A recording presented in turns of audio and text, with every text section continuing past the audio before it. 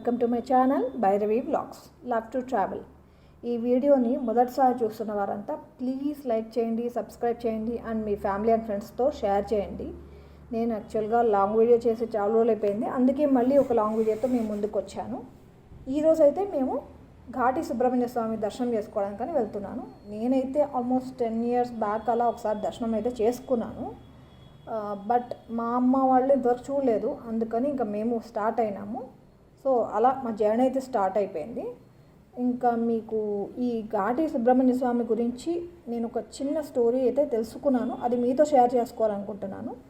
ఈ ఘాటి సుబ్రహ్మణ్య దేవస్థానం వచ్చి బెంగళూరు దగ్గర దొడ్డబళ్ళాపూర్ దగ్గర తూబగేరే హుబ్లీ సమీపంలో ఈ టెంపుల్ ఉంది. ఇది ఆల్మోస్ట్ బెంగళూరుకి 60 kilometers దూరంలో ఉంటుంది.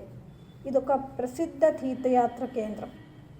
దీని ప్రత్యేకత ఏమంటే ఇక్కడ కార్తికేయుడు మరియు నరసింహస్వామితో కలిసి ఉంటుంది ఈ విగ్రహం. అయితే పురాణాల ప్రకారం 2 విగ్రహాలు భూమి మీద నుండి ఉద్భవించాయని నమ్ముతారు. ఇది దక్షిణ భారతంలోని హిందూ దేవత కేతు పూజకు కూడా ఒక ముఖ్యమైన కేంద్రం అని అంటారు. పుష్యశుద్ధ షష్ఠి రోజున బ్రహ్మరథోత్సవ సమయంలో ప్రత్యేక ఆచారాలు నిర్వహిస్తారు అని విన్నాను. నరసింహ జయంతి ఇక్కడ బాగా జరుపుకునే పెద్ద పండగ అంట.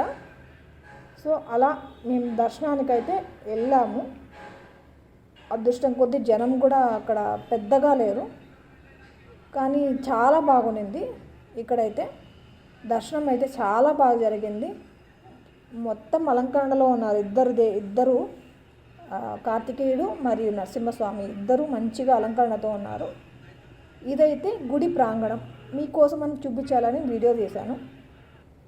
అలా దర్శనం అయితే ప్రశాంతంగా బాగా జరిగింది. సో మళ్ళీ మేము ముందుకు నెక్స్ట్ వీడియోతో మళ్ళీ మేము ముందుకు వస్తాము. అంతవరకు ప్లీజ్ లైక్ చేయండి, సబ్స్క్రైబ్ చేయండి అండ్ మీ ఫ్యామిలీ అండ్ ఫ్రెండ్స్తో షేర్ చేయండి ప్లీజ్. ఇంకా ఇక్కడి నుంచి నెక్స్ట్ ఇంకొక ప్లేస్కి వెళ్దాము అని అనుకున్నాము, బట్ చూస్తాము వర్షం పడేదాన్ని బట్టి అనుకున్నాము, బట్ అనుకోకుండా అక్కడికి కూడా బయలుదేరాము. సో ఇలా గుడి నుంచి బయటికి రాగానే ఇలా నాగులు ప్రతిష్ఠ చేసినవి చాలా కనపడినాయి. నేను అంతకుముందు చూసినట్టయితే నాకు గుర్తు రావట్లేదు, బట్ ఇప్పుడు చూస్తే మాత్రం చాలా మంచిగా అనిపించింది. సో చాలా అంతంగా బాగా జరిగింది. సో మళ్ళీ మేము ముందుకు నెక్స్ట్ వీడియోతో మళ్ళీ మేము ముందుకు వస్తాము. అంతవరకు ప్లీజ్ లైక్ చేయండి, సబ్స్క్రైబ్ చేయండి అండ్ మీ ఫ్యామిలీ అండ్ ఫ్రెండ్స్తో షేర్ చేయండి ప్లీజ్.